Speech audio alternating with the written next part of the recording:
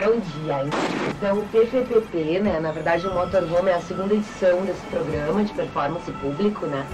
É um programa que visa fomentar, incentivar, promover as práticas performativas, né? Através de residências artísticas.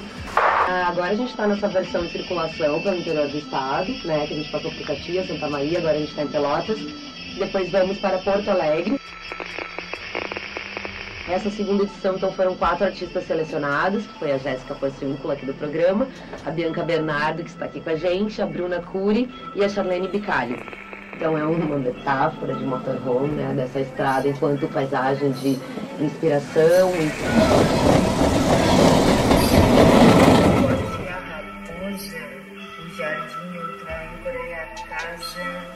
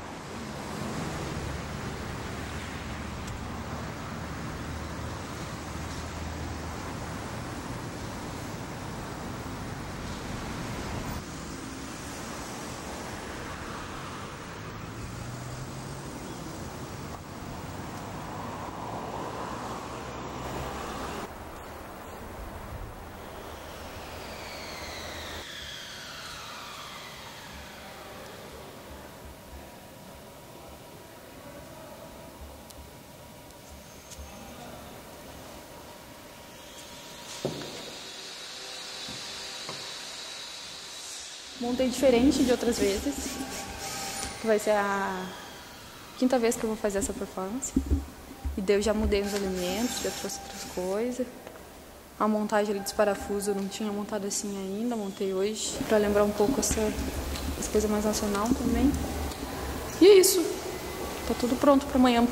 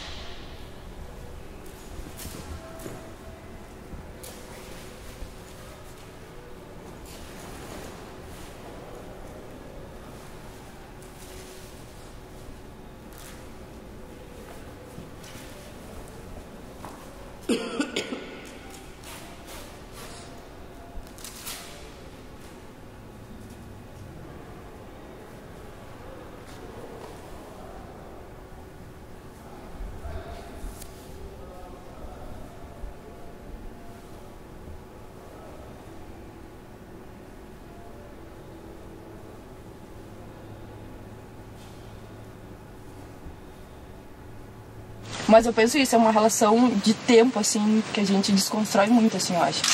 De desfazer o tempo, de botar o tempo em outras instâncias, assim. Performance pra mim é muito trabalhar com o tempo mesmo. Eu posso fazer as ações super rápidas ou super lentas, o público pode querer esperar ou não, e ao mesmo tempo eu não controlo, sabe?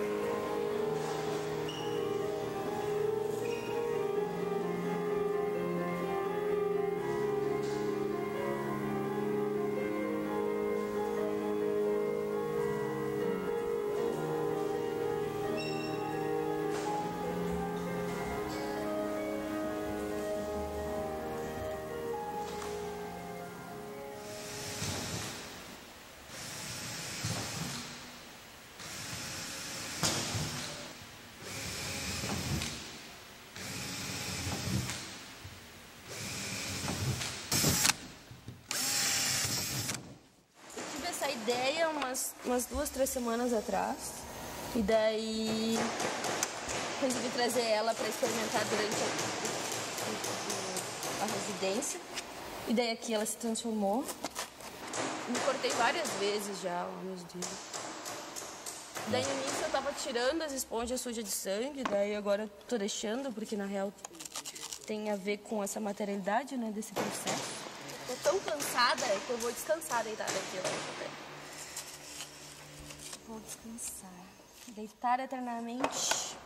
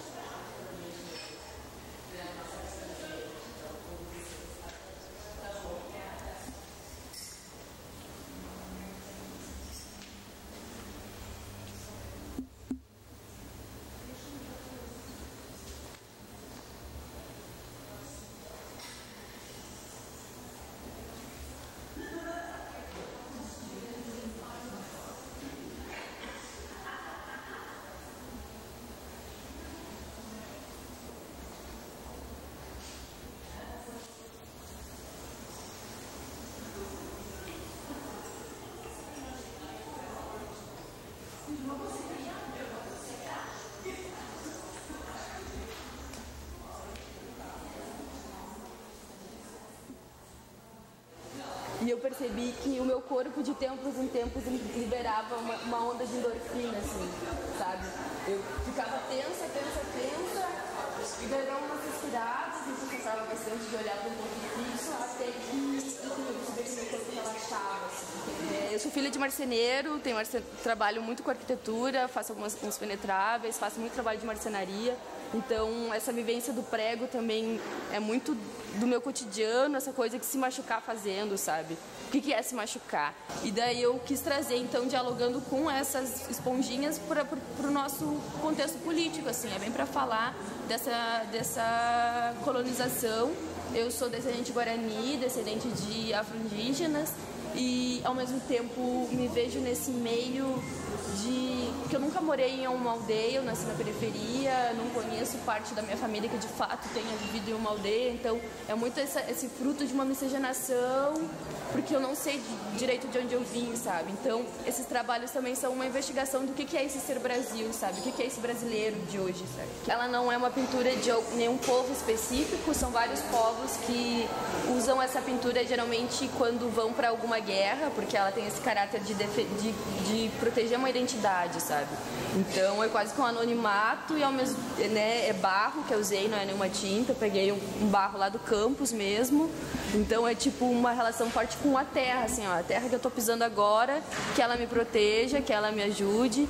Então isso também foi muito simbólico, assim, de vir com isso para, né, não no sentido de proteger minha identidade, mas de trazer essa memória dessa pintura corporal que é por um ato de resistência.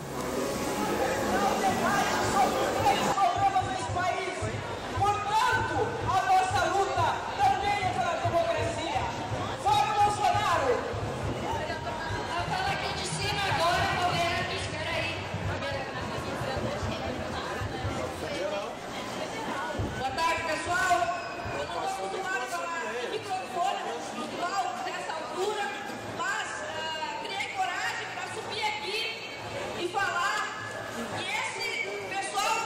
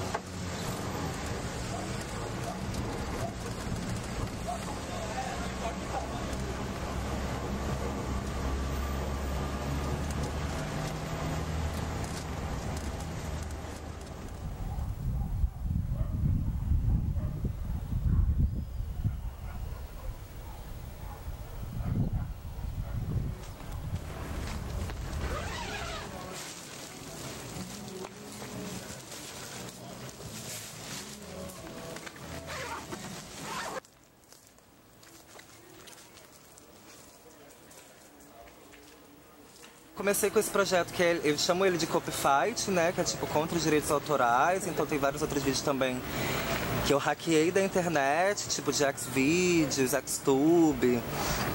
E aí, principalmente vídeos de escatologia, e aí esses vídeos de escatologia, dependendo de quem tá nessa dominação e quem tá nessa submissão, eu vejo também como pós-pornografia, e aí meio que realoco isso também dentro de um outro contexto da pós-pornografia, para se pensar a sexualidade dissidente e tal. E essa banquinha, ela acontece já como ação performática, a própria banca é a própria performance, ela acontecendo. Mas eu geralmente também faço alguma ação do pós-porno, alguma ação performática na própria banquinha. E tipo, às vezes coloco a banquinha do lado de outras bancas de pornografia convencional.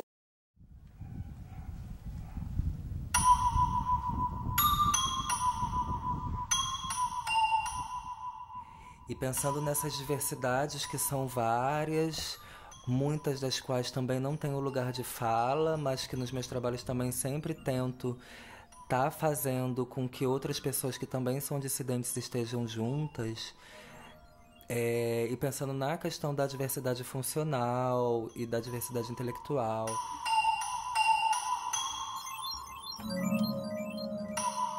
No sentido de que eu trabalho muito e retrabalho e mexo e tiro elemento e no final ponho outro elemento. Sim, e vou de ser mais pensado. De ser mais pensado. E aí essa coisa de fazer, tipo, acho que a coisa da rádio é massa, porque tipo assim, vai ser transmitido ao vivo e aí foi. Essa batida tem letra? Tem letra? Não, não tem. É só o loopzinho. Só a base. Só a base. Essa base é perfeita. Acho que a gente pode usar essa base super. Tá. Lembra muito a Narcofunk, a Solange Tô Aberta. Agora só cachorrada. Isso aqui. Gosto também.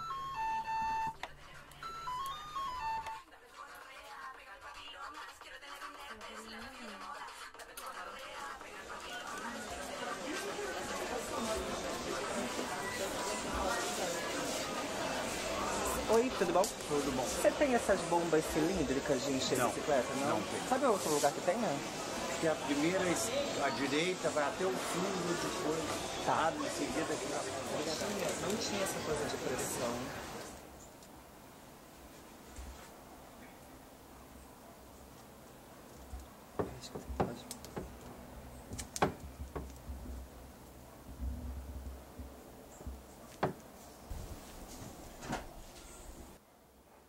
Queer, o queer, queer. Queer, queer, deixa o queer, deixa o queer, deixa o queer, deixa o queer, deixa o queer, deixa o queer, deixa o cu aqui, queer, queer, meu cu sem pregas, meu corpo, minhas regras. Meu corpo, meu cu. Meu cu. É meu cu. Ai, meu corpo, meu cu.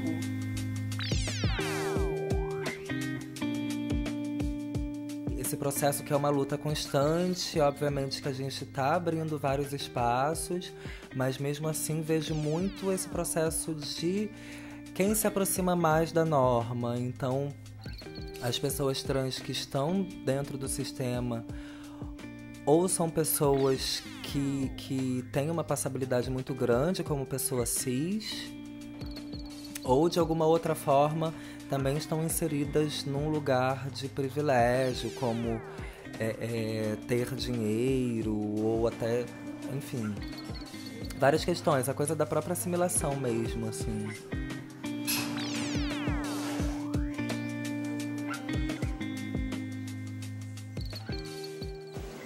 Vai que curte, sabe? Tipo, e ninguém faz e ninguém tenta porque a igreja não deixa, porque a mamãe não deixa, porque o papai não sabe, tipo, família, igreja, Estado, e tudo isso faz um bololô. E aí, tipo, isso é proibido, isso não pode. Assim como... E aí essa coisa na pós-pornografia e no pornoterrorismo, esse se assumir monstre, né? Que é tipo a coisa da monstruosidade e tal. E tem até um cara que escreveu uma teoria que chama teoria monstre e tal. E aí essa coisa da monstruosidade, nesse lugar do pornoterrorismo, eu acho que cabe. Mas em outro momento do trabalho eu fico pensando em pessoas que se colocam como monstros e pessoas que são monstrificadas socialmente. Coisa do fetiche, o pornoterrorismo ele age muito mais no cerne da questão, porque tem essa coisa agressividade, né? Dessa resposta à violência. Então, por exemplo, tipo, tem alguns vídeos meus que eu coloco no Xvideos. Sendo que eu não coloco qualquer vídeo meu no Xvideos, sabe? Tipo, eu penso muito nas pessoas, sei lá, tipo, nessa imagem mesmo. Tipo, cara hétero, branco, cis, assistindo Xvideos e de repente, tipo, boom na tela. Porno terror pra você.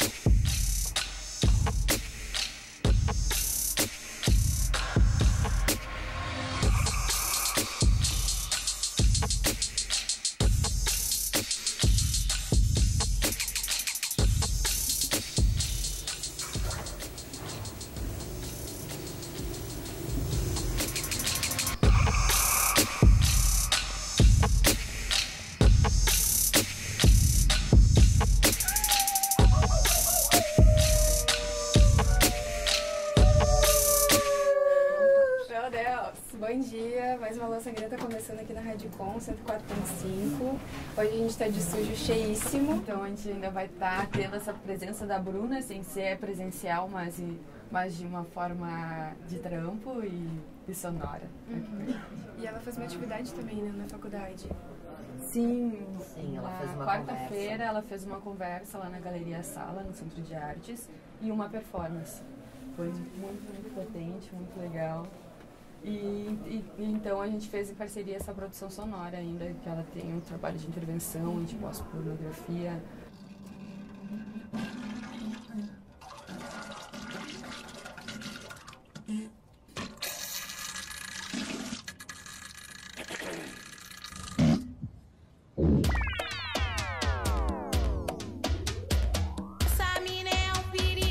Sexualidades reprimidas contra a maquinaria da heteronorma, contra a maquinaria da heteronorma, contra a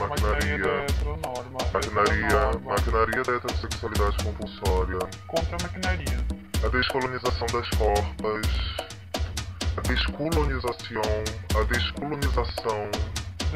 das corpas, a descolonização das corpas, a colonização na mídia, a colonização na mídia.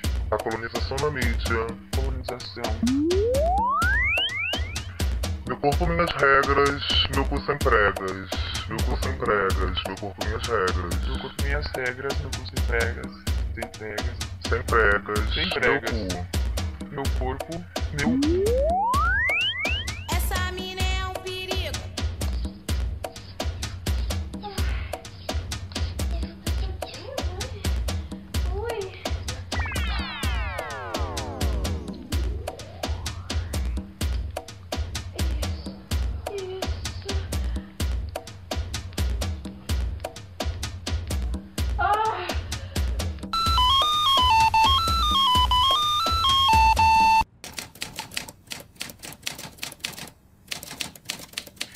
Quebra a norma da castração imposta pela igreja, pelo Estado, família nuclear, por diversas construções que nos podam o prazer e são baseadas no sexo coito-centrado e monogâmico. Coito-centrado e monogâmico.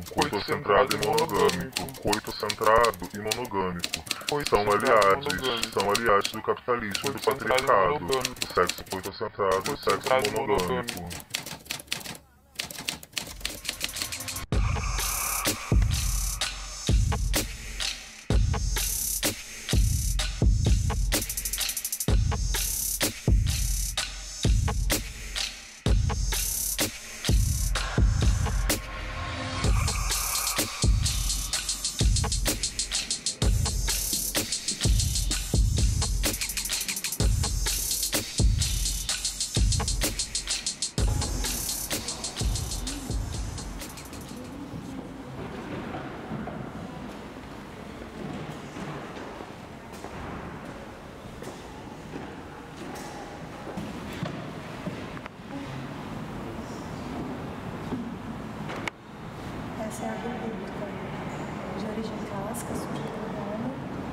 das primeiras instituições do Senado.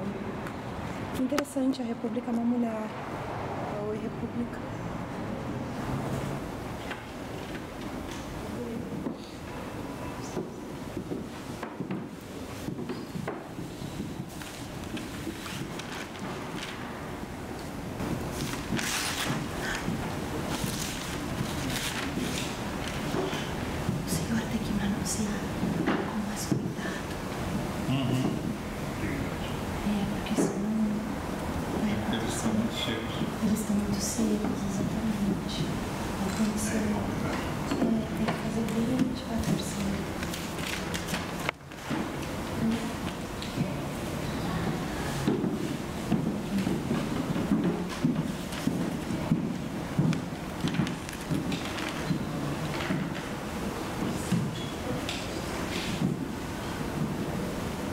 Tem uma história de um artista, meu amigo, Rafael Dorjan, que ele sempre fala pra mim que eu sou educadora em tempo integral, que eu nunca descanso ou tiro essa camisa de educadora, né? E que pra mim a educação é um exercício mesmo de vida, não é só um exercício de sala de aula, nesse momento que eu, né, tô, vamos assim, de uma forma mais convencional, sendo pensada e sendo entendida como educadora, né? E o tempo todo eu me vejo em situações de mediação com pessoas que eu não conheço, em lugares que eu também às vezes não conheço, tentando trazer assim uma outra forma de lidar com as coisas e com as falas.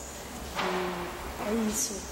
Hoje eu não sei porquê, assim, essa biblioteca me veio de novo essa imagem da educadora em tempo integral. Consigo, por exemplo, estar num espaço como esse e ver, né, um pesquisador manuseando um material histórico, e se eu sinto que eu posso de repente oferecer uma fala onde ele possa ter uma outra percepção disso que ele está fazendo e agir de uma forma diferente, eu vou fazer, sempre.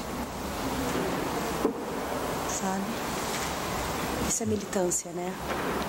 Isso é militância. A militância é essa prática de uma atenção da vida, sabe? Da gente estar sempre atento, assim, desperto, né? O Ernest Bloch, que é um pensador alemão muito interessante, ele falava muito sobre a utopia como um estado de sonhar acordado, né?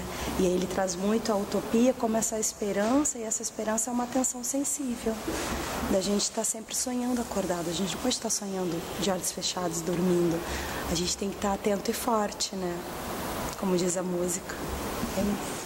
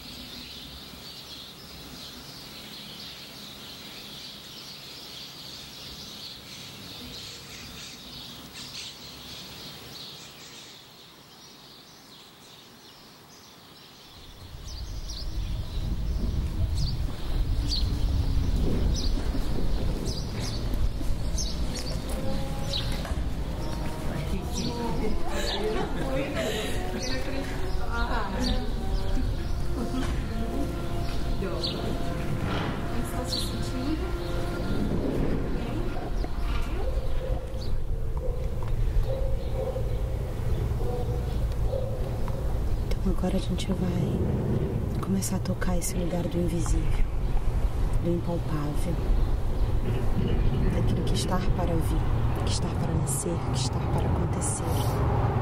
A gente vai se comunicar agora a partir desse pressuposto, de tocar o intangível,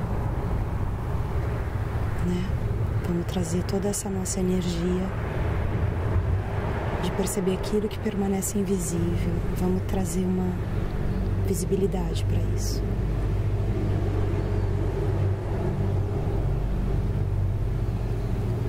Muito bem.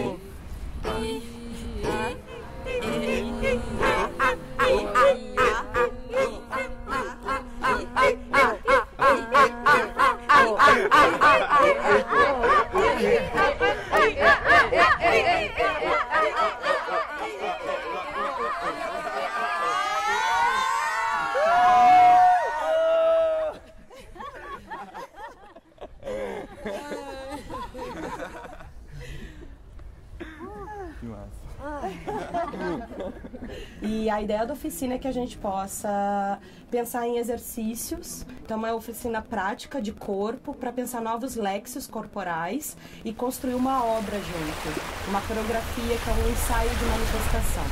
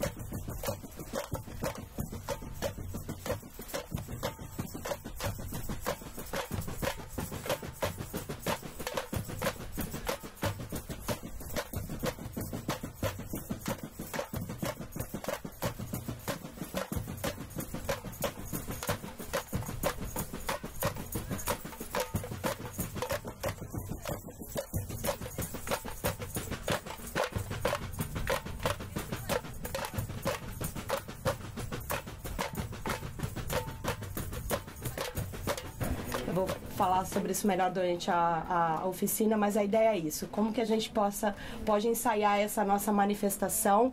A manifestação não só como aquele ato político, público, em que nós vamos, com os nossos cartazes, com as nossas faixas, naquele dia marcado, naquela hora, mas essa manifestação diária, essa militância diária do nosso corpo, que essa militância é necessária todos os dias.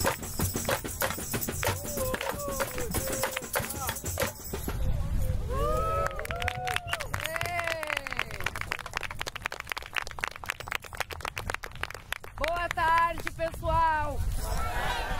Eu sou a Andressa. Esse projeto se chama PPPP, é um programa de performance público, se chama Programa Público de Performance Península. A gente está em residências pelo interior do Rio Grande do Sul, passando por 4 cidades, com 4 artistas de vários lugares do Brasil. A gente está agora no momento da residência da Bianca Bernardo, que está propondo essa obra coletiva, que é uma coreografia, música, dança, manifesto.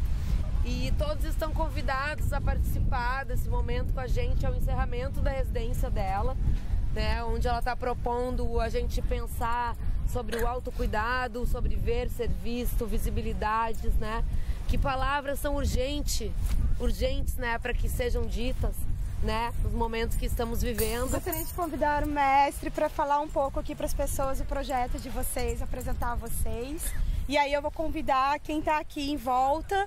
Se quiser participar, a gente agora vai fazer um cortejo todos juntos. E aí tem flores, tem caneta, tem papelão. Se quiser escrever uma frase, uma palavra de um desejo seu para o mundo, esse trabalho fala sobre isso, sobre sensibilidade, sobre amor, sobre empatia, sobre esses encontros, que transformam as nossas vidas. Mestre, você quer apresentar esse projeto lindo, Pepeu? O projeto é lindo só porque essa gente linda do samba gosta de estar se reunindo todas as sextas-feiras para a gente fazer um samba bom. A gente tem essa oficina de samba para iniciantes. Então toda essa galera que vocês estão vendo aí, a maioria está iniciando no samba, mas que já sai esse samba gostoso, bonito, cadenciado, que vocês estão vendo. Então assim, a gente sempre fala que o tambor que habita o peito da gente, a gente passa para o instrumento.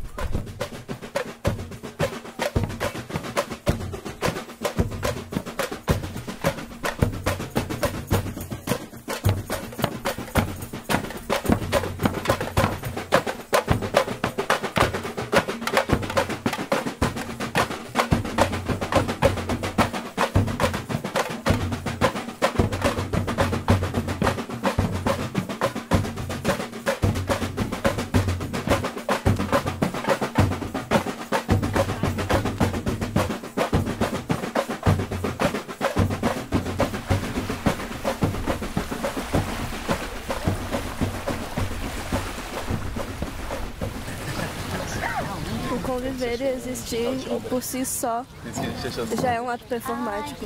A gente conversou um pouco sobre isso, Acho que foi. Eu cheguei aqui na oficina de performance pensando, agora eu vou entender o que é uma performance. E eu entendi, realmente. Eu entendo hoje o que é uma performance, mas não porque alguém me disse. Não porque a Bianca chegou e falou, tá, gente, olha, isso aqui é uma performance, a gente vai fazer isso. Mas porque ela permitiu que a gente criasse a performance dentro da gente. Significa, né? A gente começa a enxergar as coisas como potencialmente performáticas, potencialmente expressivas, potencialmente arte, livres, discursivas, né? Criar esse tempo pra gente e esse estado, né? Dessa potência do estar junto, né? Confiar de novo nisso, né? Meio que atualizar essa nossa relação, né? Atualizar ela aqui no presente, assim. Essa potência que a gente tem de construir mundo, né? Sim. E aí, qual é o mundo que a gente está querendo construir? Essa é a grande pergunta, eu acho, né? Do momento, assim, desse milênio. A Hannah Arendt, sabe? Ela fala muito sobre isso. Ela diz, assim, num texto sobre educação, ela diz o mundo não precisa ser salvo. Ou não há um mundo a ser salvo, mas existe um mundo a ser amado. Então ela fala que o mundo, né, a construção de mundo, que é essa construção da linguagem, ela se faz a partir desse engajamento, né, no qual nós nos entendemos corresponsáveis nessa construção dessa realidade, né, na construção desse mundo comum, desse social.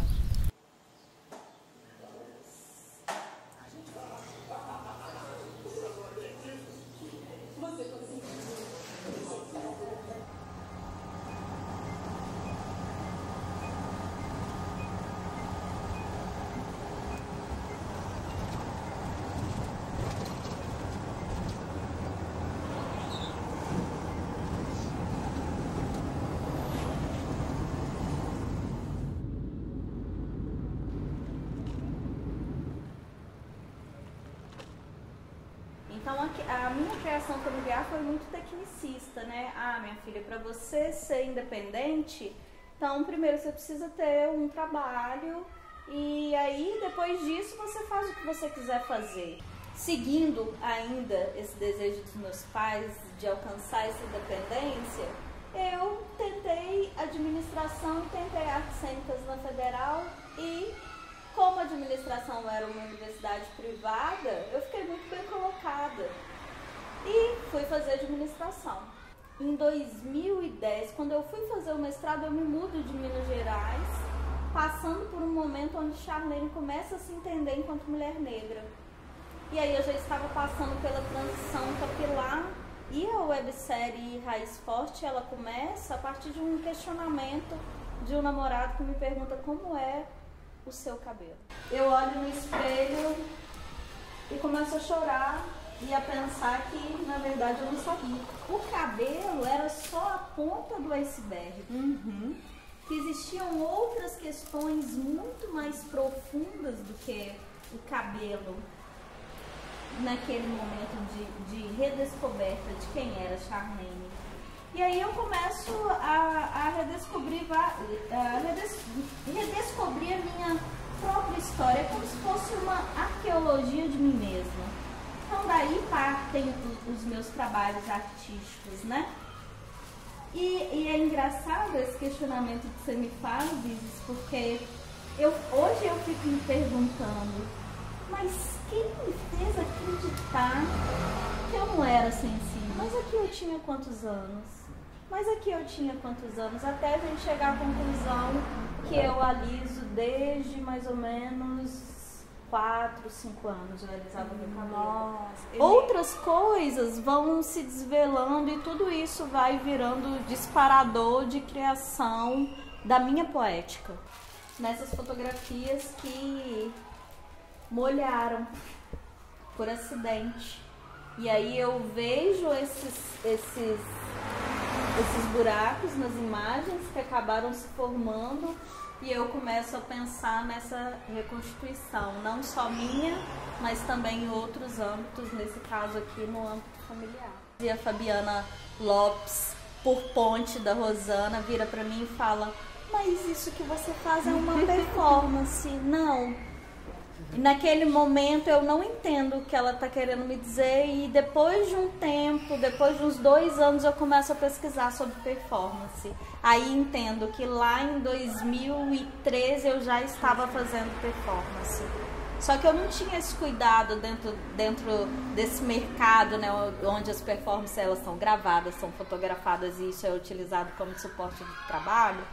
Eu não entendia isso ainda, que o racismo estrutural ainda financia programas, como no caso tem do Espírito Santo, de você receber um certificado de imigrante e o governo investir dinheiro em uma pesquisa sobre imigração italiana, pomerana, açoriana, enfim. E isso ainda continuar sendo subsidiado pelo Estado. E quando a gente vai pesquisar sobre entrada, né, de africanos no Estado, a gente não encontra informações dentro dessas instituições públicas.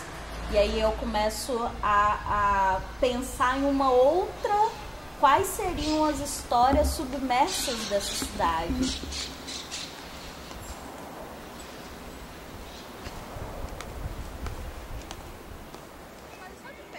Sério? Mulher caminhando, só filmada do pé. Tô editando ainda. Eu vou falar pra ela agora, senão ela vai achar que eu fiz, que eu pilhei ela. Ah, para! Não, eu fiz ali no Marquitana. Sério, tem coisa de um mês. Ah, me mostra depois chegamos. As imagens. Mostra, tomar cuidado com o casal. Aí. Cheguei, amor.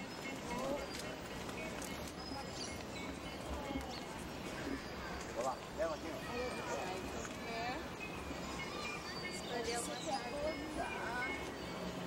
Eu acho que no beijo aqui é Madagascar. Gosto do entre também, sabe? Entre o beijo e o guandu. Aham. Nem lá. Bom, Rio Grande do Sul é um estado que eu não conhecia ainda. E assim que eu chego a Porto Alegre, o primeiro local que eu adentro, depois de ter deixado as malas no hotel, é o Mercado Central. E algo me chama muita atenção, que é o disparador de todo o trabalho, né? Que é a figura do Bará, assentado no meio desse mercado, e as pessoas interagindo ou não, ou interagindo de formas diferentes, né, com o Bará. Então eu vi em menos de 5 minutos pessoas que fizeram oferendas para o Bará, fizeram, acredito que seus pedidos ou seus agradecimentos, né? Pessoas que recolheram as moedas que as pessoas deixaram, pessoas que ofereceram bala, pessoas que desviaram, pessoas que chutaram as oferendas. E aí eu comecei a pensar o quão simbólico é para esse estado esse assentamento de Bará no meio do mercado, onde todo mundo em algum momento, né, passa por esse lugar para pegar esse axé desse Bará que está no centro desse mercado. E aí, diante disso, eu também começo a pensar em quais outras histórias negras, invisibilizadas, estão assentadas nesse território. E aí eu começo a fazer uma pesquisa, conversando com pessoas, né, acionando a minha rede, principalmente de artistas negros que moram aqui nesse território, para entender um pouco melhor esse território. E também faço várias pesquisas sobre o Bará, sobre o mercado, sobre o assentamento, sobre outros lugares que também me chamam a atenção. E aí eu começo a pensar como falar sobre isso, né? E como construir a minha poética a partir desse disparador, que é o Bará, não o Bará do mercado, o Bará de Porto Alegre. E aí, dentre as pessoas com quem eu dialoguei, uma delas foi a Renata Sampaio, E aí, conversando, muito do que a gente foi conversando foi formando a rede do trabalho, né? Um pouco do percurso do Museu do Negro, um pouco das conversas mesmo que a gente teve enquanto mulher negra, né? Nesse local. E aí, enfim, apresentei alguns lugares e aí foi indo. Pessoas e rolou. Dessa rede que não está submersa. Não está submersa. Tá aqui, ó. Eu acho que na verdade eu não estou desvelando, eu acho que é só alguém que está chegando com um olhar numa outra perspectiva, ou num outro ângulo, né? E eu acho que se o meu trabalho é despertar nas pessoas essa vontade delas em de fato conhecer uma outra história, uma outra narrativa desse estado, né? E dessa cidade, e estiver disposta e aberta a fazer isso, eu acho que valeu a pena ter feito esse trabalho. E é isso.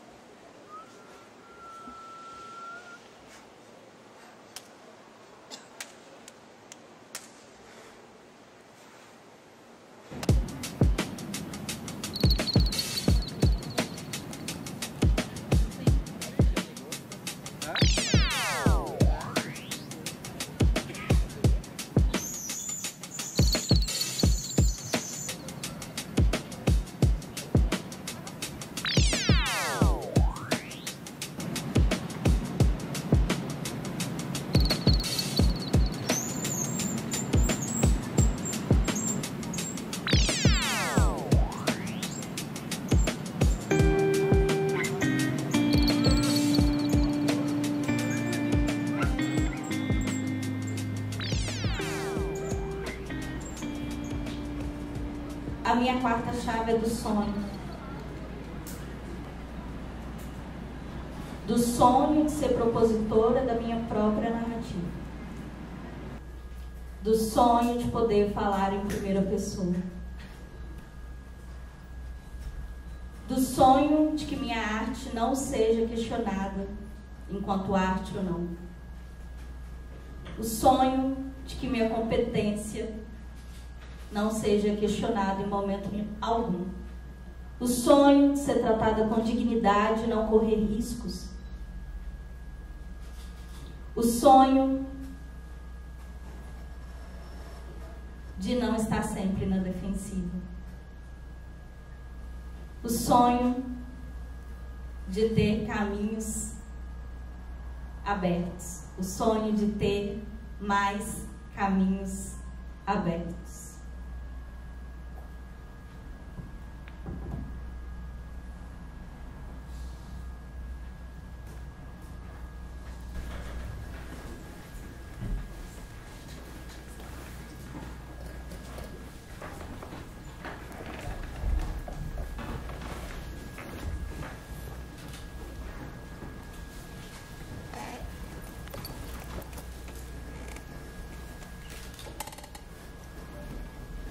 O museu é um lugar que foi criado para e operado pela branquitude. Aí a gente traz, né, uma artista negra que tem toda uma temática sobre as questões de racialização, mas não só, é importante dizer. O trabalho dela não gira só em torno disso, mas atravessa, né, a gente falou, a partir dos trânsitos desse corpo do corpo dela, que é um corpo negro. Da gente pensar nessa instituição, assim, quem é o público que está aqui hoje? É um público predominantemente branco. E essa coisa da arte, na verdade, é a minha vida. Então, eu só queria ler. Eu só anotei palavras, assim, não fiz conexões, mas eu queria compartilhar contigo e com todos aqui que fazem parte desse momento. É assim: Impressões, Ação, dia 6 de 6 de 2019, Charlene Bicalho, Barra do Mercado. Eu botei 4P.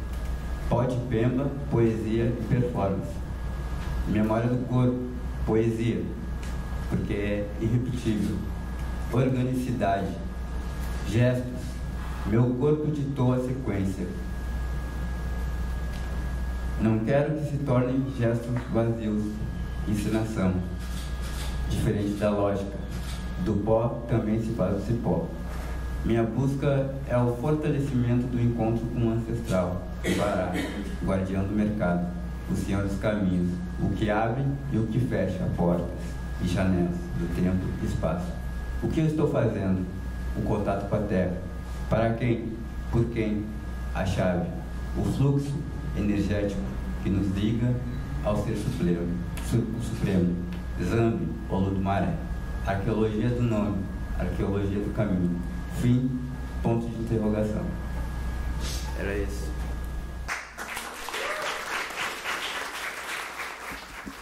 Nós vamos, então, começar a performance e a gente precisa saber entrar e a gente precisa saber sair. E eu convido vocês a tomar um chimarrão comigo.